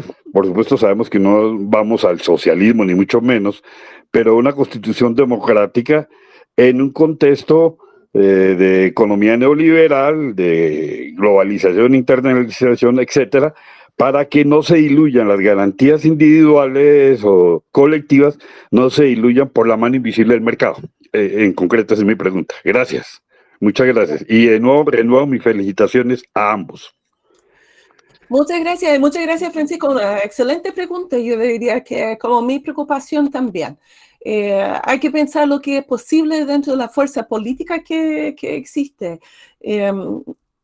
La actual constitución, ¿cierto?, tiene lo que es una protección de propiedad privada feroz. Es que nunca he visto algo así donde casi no se puede limitar la propiedad privada y desde lo que yo voy analizando, tanto en relación a pueblos indígenas, el tema de energía, el tema de contaminación ambiental, el tema de la pesca, ¿cierto? El agua, que en Chile, ¿cierto?, es propiedad privada esencialmente. Ese tiene que transformar. Ahora, no vamos a eliminar la propiedad privada, porque ese es como, hablo de Chilezuela de cierta manera, pero en verdad el miedo que tiene la derecha es el tema de la propiedad privada, y yo imagino que eso se va a defender. Pero yo creo que se puede ir limitando de manera de ir abriendo en relación al tema de medio ambiente, esencialmente que la propiedad privada tiene que adaptarse a vivir con los territorios en el cual están insertos, porque tenemos que tener mayor colaboración, cooperación, coordinación entre los distintos actores. Pero ese es el tema. Yo diría, no hay suficiente discusión sobre, o más, consolidación de posiciones, ¿cierto? Porque van a entrar en la Convención Constitucional y la sensación que uno tiene que la derecha quizás pueden ser mucho más efectiva de defender un modelo, y no sé si va a lograr transformar ese modelo en otro. Pero no sé si es izquierda-derecha, Felipe. ¿Qué tan ideológico es, de cierta manera? Y que hay mucho en el centro, y eso que hay que ir buscando, cómo logra mantener ese gran centro que se logró con el estallido social detrás de una constitución. Pero lo que plantea Francisco también, que es muy importante, uno puede lograr una constitución muy bonita, pero después en la práctica, ¿cómo logra asegurar que esos derechos no solamente quedan como buenas intenciones, sino se va transformando adentro del país? Sí, pues es como la ley, ¿no? Como todas las leyes, ¿no? A veces quedan en el papel, Sí. otras veces son más operativas, ¿no? Depende de las normativas que se establezcan. Ahora, pues considerando un poco la estructura del país, digamos que el sector empresarial, digamos que los gobiernos de izquierda en Chile, pues sobre todo por poner el caso del gobierno de Michelle Bachelet, ¿no?, que podríamos decir que el más hacia la izquierda que ha habido en democracia. Yo creo que siempre ha habido un gran poder de negociación del sector empresarial. ¿no? O sea, yo creo que el sector empresarial en Chile, como es fuerte y la economía, pues, tiene una estabilidad, ¿no? O sea, es una estabilidad. La economía chilena sí se ha logrado, pues, mantener y sostener a través de, pues, una serie de expertos, ¿no? Hay una gran, digamos así, un gran conjunto de expertos, economistas, ¿no? Que seguramente no van a querer bajar la guardia o pues van a negociar. Entonces yo creo que va a venir un proceso importante porque a la gente tampoco le interesa perder sus puestos de trabajo, digamos, ¿no? Y creo que Chile ha alcanzado también un gran desarrollo académico, intelectual, tiene polos de pensamiento, centros de pensamiento, que seguramente estarán muy atentos, ¿no? Un poco visando todo este proceso de ajuste, pues de tira y afloja, llamémosle, ¿no? De tira y afloja, ¿sí? Pero dentro de esto también hay los núcleos de poder en Chile son muy fuertes, ¿no? Sabemos que son muy fuertes. Entonces, seguramente van a haber bastantes pugnas. No creo que un presidente vaya a actuar con radicalidad en términos de decir, vamos a volcar el país directamente al socialismo, como decía Francisco, como el socialismo de Allende o el socialismo de los 70, ¿no? No vamos a llegar allá, sino que se va a buscar pues lo que todos más o menos dicen, una especie de socialdemocracia, asegurando un estado de bienestar un poco más alto, ¿no?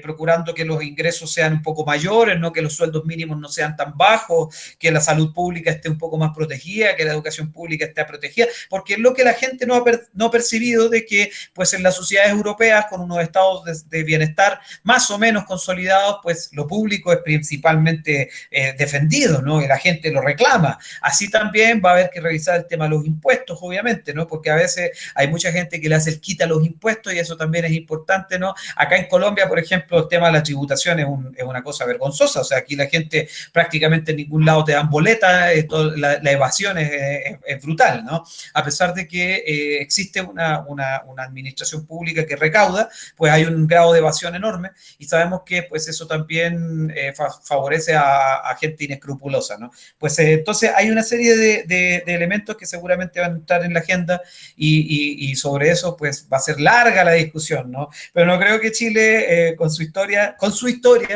de golpes de Estado, con su historia de tener dictadura sanguinaria, de haber tenido 17 años a un dictador de los más sanguinarios de América Latina, con grandes movilizaciones, vaya a caer en un extremo o en el otro. Quizás buscar esas perspectivas más bien equilibradas, pues eso es lo que y en defensa de los derechos, ¿no? Pues démosle la palabra a la compañera que está pidiendo la Natalia. Natalia. Sí, ahí me escuchan bien. Buenos días. Sí, hola Natalia. Buenos días. Bueno, pues gracias por el espacio. Yo quería hacer una pregunta frente a justamente a eso, que qué tan posible es que, digamos, la izquierda, por decirlo así, o digamos un gobierno que se tiende hacia la izquierda, sea probable que llegue al gobierno en las próximas elecciones, teniendo en cuenta lo que está pasando y digamos, con las medidas que va a tomar la nueva constitución en temas sociales, como qué tan posible es un cambio hacia la izquierda y pues teniendo en cuenta lo que habían hablado sobre que la izquierda está como dividida. Esa es la primera pregunta y la segunda pregunta es sobre cómo hacer que, digamos, en el ejemplo colombiano, esa protesta social no se conciba en la clase media general como no caiga en la criminalización de la protesta, sino se tenga como conciencia de la importancia que tiene, como pasó en Chile, digamos, la importancia que tiene esa protesta y que sí se debe fomentar y que, digamos, como que se tenga un argumento frente a esto. Me refiero a que eh, hay veces en donde, como son muchas las demandas, no se tiene, digamos, como certeza de qué es lo que quiere esa protesta. Entonces, por eso la gente no se suma a esa protesta y como que no se apoya, ¿sí?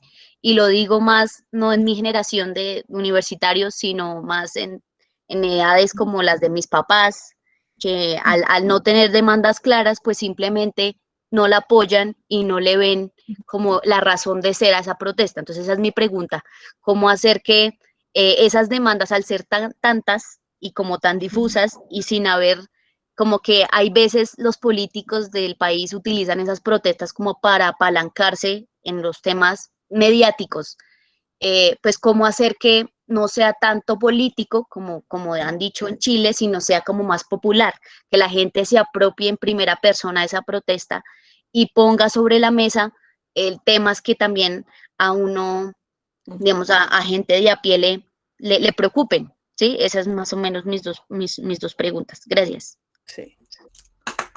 Sí, no, muchas gracias, Natalia. Muy interesante las preguntas, porque sí, hay que ver qué pasa, porque hay como dos dinámicas, ¿cierto? ¿Qué va a pasar con la presidencia? ¿Vamos a tener elecciones? Déjame pensar, va a ser al final de 2021, ¿cierto? Como eso, esencialmente ese mismo proceso constituyente va a tener lugar también cuando estamos en las definiciones de elecciones de presidente.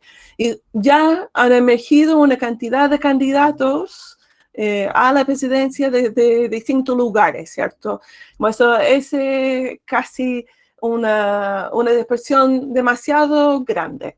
Ahora, la candidata que fue de centro izquierda como más nueva que emergió, que es Beatriz Sánchez, ella quizás se mantiene, no es claro si ella va a presentar o no, pero quizás se mantiene, pero no va a recibir el apoyo de centro izquierda más tradicional. Eso vamos a ver, yo creo que va a ser como la misma cara de siempre, que no va a ir hacia la extrema izquierda para nada, justamente por mucho de lo que hemos hablado, que Chile ya está volviendo a eso de los 3/3, como eso tiene la derecha, y la derecha de cierta manera mucho más asociada con un modelo neoliberal, el sector privado, la economía global, ¿cierto?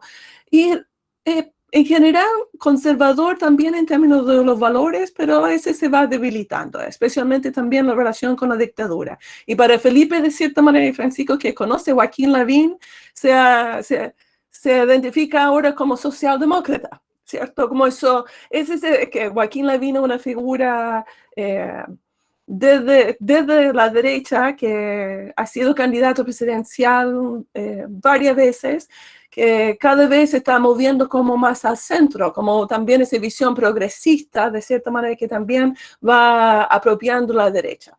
Y por eso yo diría, es de suma importancia el tema de cursos, como de cierta manera, cómo podemos ir respondiendo a la demanda y expectativas de la ciudadanía de manera constructiva. Y por la misma Constitución también es que los partidos políticos en el sistema tienen un rol importante de jugar, y lo que necesitamos son líderes de ese partido que va reconociendo el momento histórico que es, y se va adaptando de cierta manera, que no piensa en la ganancia de su partido, la ganancia, no sé, en escaños electorales, etcétera, sino va pensando en cómo ir construyendo, fortaleciendo la democracia en Chile. Y yo hablo eso pensando en Estados Unidos también, ¿cierto? Porque cuando los partidos no juegan ese rol, puede llegar justamente figuras como Trump, que pueden ser de la izquierda o de la derecha. Al final es un estilo de liderazgo que es autoritario y que manipula a las personas. Bueno, yo diría que tiene que ver con los movimientos sociales, pero también tiene que ver con los actores institucionales y los roles que van jugando. Hay ciertos actores o ciertas figuras que han jugado un rol. Y yo imagino también dentro de la Convención Constitucional también va a ir emergiendo ciertas figuras que va a lograr captar. Yo soy como optimista, vamos a ver qué dicen los estudiantes quizás y qué dice Felipe.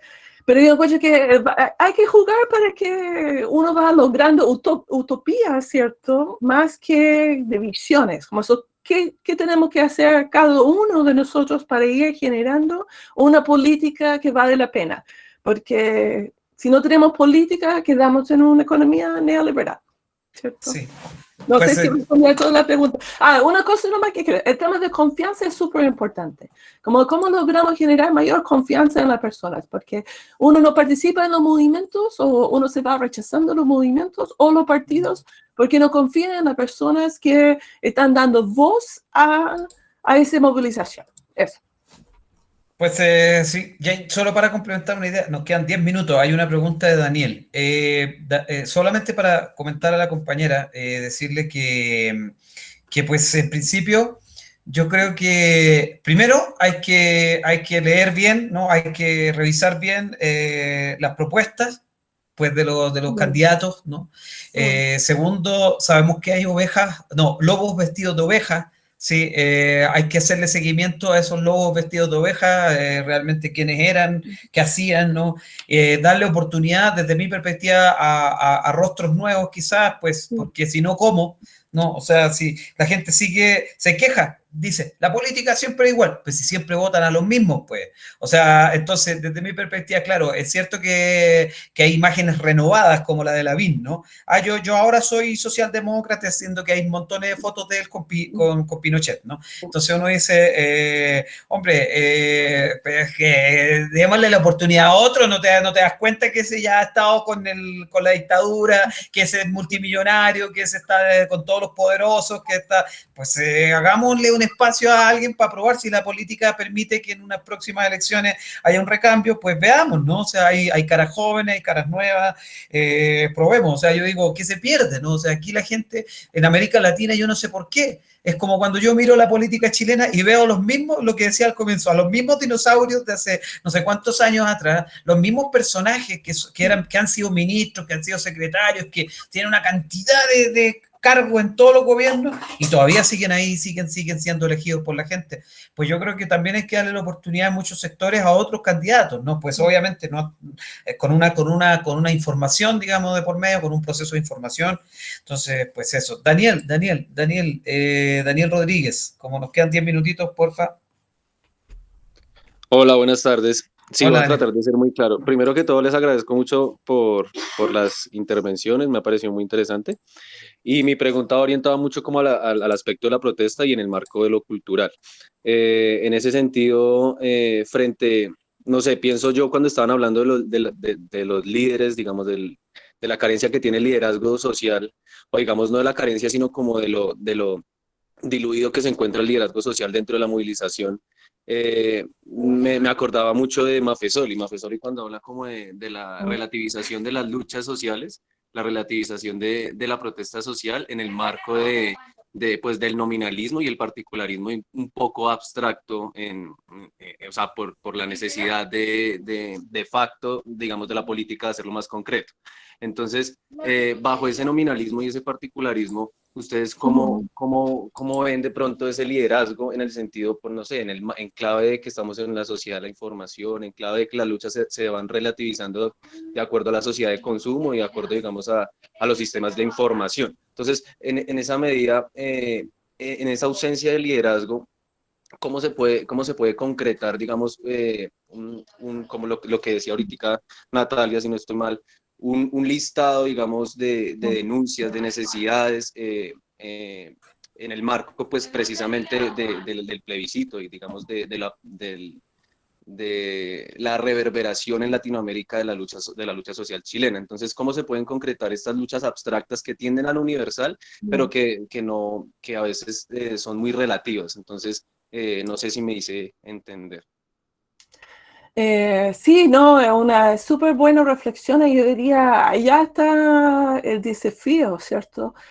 Aunque uno observa en Chile hay una desconfianza hacia líderes que buscan tomar control o que buscan hablar en representación de movimiento, ¿cierto? Como eso se va criticando ese elemento y también se va emergiendo como una idealización de lo popular, de las personas que, por ejemplo, quizás no tienen estudio, que son muy buenas personas, como eso, de cierta manera, si esa figura como dirigente de sectores populares, etcétera, si tienen el suficiente conocimiento para no ser manipulado por otras fuerzas. Ese que uno percibe, que hemos visto adentro de la política chilena,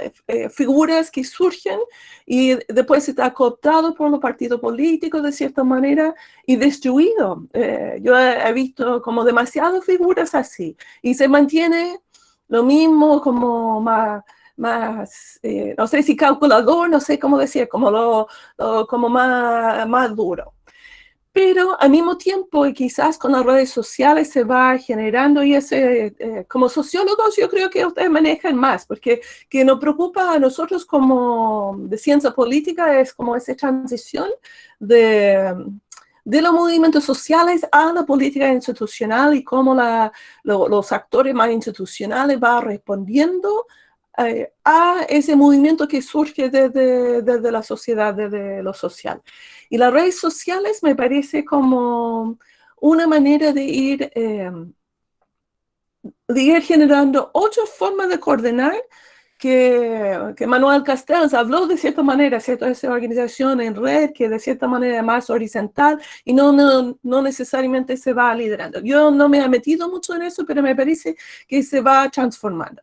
Y después, como último punto, son reflexiones nomás, es el tema de lo concreto de cierta manera, de lo material. Porque mi sensación en Chile es que tiene que ver mucho con lo material de la vida de cierta manera. Que la persona va enfrentando la vulnerabilidad a pesar de hacer todo lo correcto, ¿cierto? Como esa vulnerabilidad que seguramente ha aumentado también con el tema de COVID-19, va generando una reflexión diferente ahora que hace 2 años atrás. Y eso yo creo que desde las ciencias sociales, la ciencia política, no hemos comprendido. Y si nosotros no hemos comprendido, menos quizás los políticos tampoco han comprendido cómo deberíamos ir abordando ese nuevo contexto que asocia con cambio climático, temas de pandemias, etcétera, de escasez de agua, todas esas amenazas que requiere otra manera de enfrentar. Pues no sé si respondí como en términos generales, pero me parece que es clave la pregunta que hace. Pues Jane, gracias Daniel por la pregunta. Pues Jane, ya por la hora, porque tenemos también, digamos, hay una agenda dentro de esta semana anómica que se está desarrollando en la facultad. Pues agradecerte tu tiempo. Sabemos que el tiempo pues, de los académicos es corto. Sabemos que pues, tenemos una larga lista de obligaciones. Agradecerle a todas las personas que estuvieron conectadas hasta el final. A los compañeros de Chile, pues ojalá tengamos otro espacio donde podamos compartir. Un saludo grande a los profesores, pues ya algunos se han tenido que retirar porque están entrando también en otros talleres. Así que pues agradecerte, Jane, por tu conocimiento, por tus ideas, por aclararnos un poco el origen de todo este proceso que se está viviendo y que se está desarrollando, ¿no? Así que estaremos muy atentos. Yo, pues, como chileno colombiano, ¿no? Como chileno colombiano, me mantengo entre los dos países ahí siempre mirando y observando y aprendiendo. Así que muchas gracias, Jane. Te mando un abrazo muy grande, muy grande. Dale muchos saludos al profesor Claudio González de mi parte, a Camila. Y pues espero que nos podamos ver pronto y que esta pandemia nos deje encontrarnos físicamente a todos, ¿no? Sí, muchas gracias, Felipe, muchas gracias a todos que han participado igual y por la buena pregunta. Muchas gracias, decano, también por los comentarios y preguntas interesantes. Como eso, sí, yo diría, buscamos otro momento también para poder conversar un poquito más sobre lo que está pasando también en Colombia. Sí, yo quería hacer, Jane, muchas gracias, y Felipe, una cuña publicitaria. Esta tarde a las 5 tenemos, digamos, el día de hoy empezaba con este espacio sobre Chile y cierra con un espacio sobre Colombia. A las 5 de la tarde tenemos un espacio con Ginette, con el profe Gamba y con el profe Francisco.